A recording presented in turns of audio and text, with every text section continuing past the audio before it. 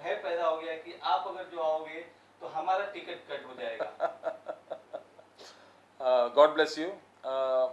देखो, चुनाव लड़ने का ये बार डिसीजन तो ले लिया है। अब डरना वो कैंडिडेट बनता है जिसने काम नहीं किया। अगर आपने काम किया तो फिर डरने का ज़रूरत ही नहीं। दूसरी बात, आप पॉलिटिक्स में क्यों आना चाहते हैं? पॉलिटिक्स में आने के बाद 5 साल में आप क्या करना चाहते हैं? मेरे ख्याल से आधे से ज़्यादा कैंडिडेट से सोचते ही नहीं है। इनके पास प्लान ही नहीं है कि क्यों आना चाहते हैं। मैं बोलता हूँ कि आज मैं सिर्फ इसलिए आना चाहता हूँ ताकि मैं सेवा कर सकूँ।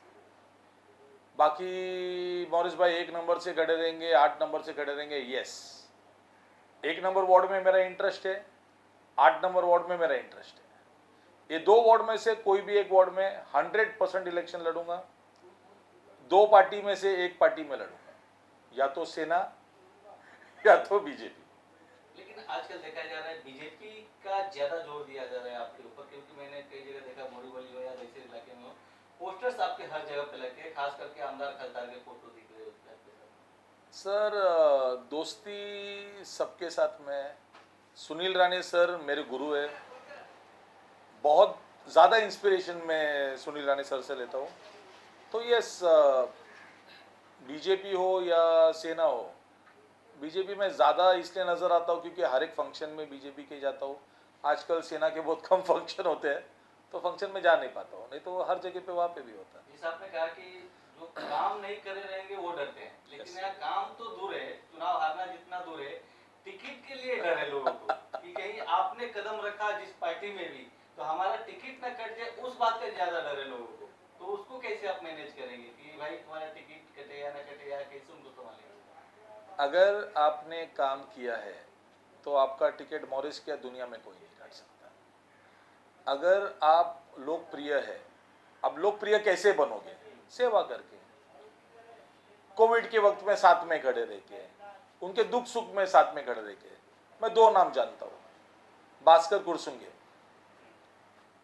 एक ऑपरेटर को दुनिया में कोई नहीं हिला सकता क्योंकि काम उतना करता है।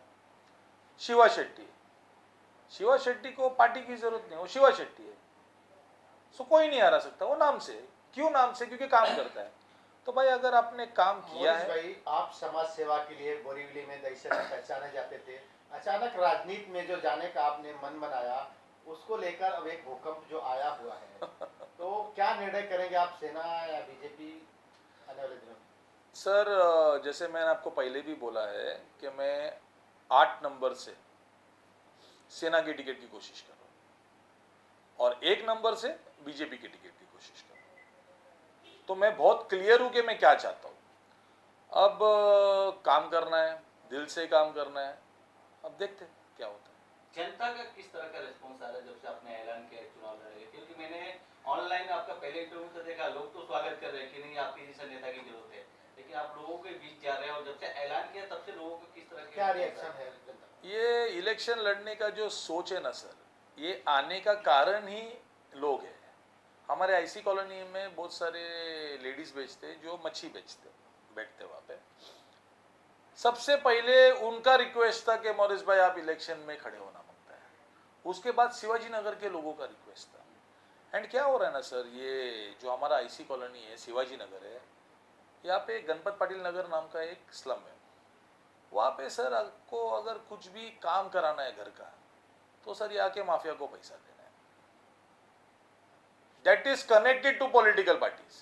तो सर ये गंदगी तो रोकना पड़ेगा ना सर। जो 2 पार्टी की आप चर्चा कर रहे हैं हाँ, लड़ने की, हाँ। उन्हीं 2 पार्टी के नेता कनेक्टेड है सर बात को कहीं ना समझो। कहीं उनके ऊपर भी एक धब्बा लगा रहे हैं आप। सर दब्बा नहीं लगा रहा हूँ सर, एकदम क्लियरली बोल रहा हूँ कि वहाँ पे लैंड माफिया चल रहा है और बहुत गंदा चल रहा है।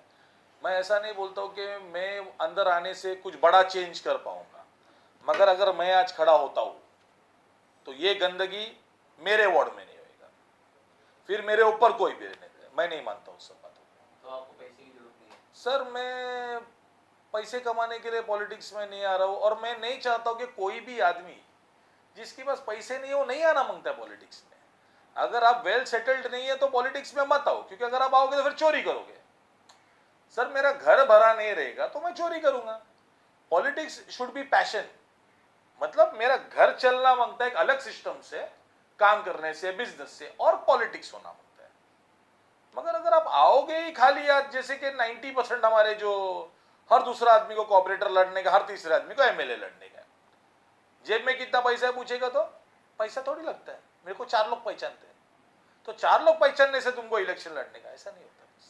ठीक है, अब जनता को क्या मैसेज देना चाहेंगे, क्योंकि आपने तो तैयारियां कर ली अपनी तरफ से, तो जनता को, और खास करके जो नाराज चले कि आपके आने से मेरा टिकट कट जाएगा, तो उनको क्या मैसेज देना चाहेंगे अपनी तरफ से, कि किस तरह से उनको साथ लेके? जो नाराज चल रहे उनको मेरा एक ही रिक्वेस्ट है, अगर मैं चुन के आया तो सर आप मेरे पास आओ, आपका काम करूंगा। आप चुन के आए, मैं आपके पास आता हूं, आप मेरा काम कर दो।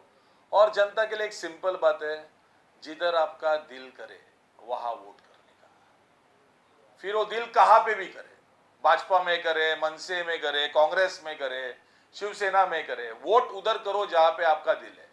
ये दारू के लिए, ये 500 रुपये के लिए, ये चिकन मटन के लिए, और ये जो त्योहार चलता है ना इलेक्शन का, वो त्योहार के लिए वोट मत करो। एंड मेरा सबसे बड़ा रिक्वेस्ट है आईसी कॉलोनी के मेरे सारे कैथलिक दोस्तों से और सारे एजुकेटेड दोस्तों से, प्लीज इलेक्शन के टाइम पे छुट्टी मनाने महाबलेश्वर और लोनावला मत जाओ।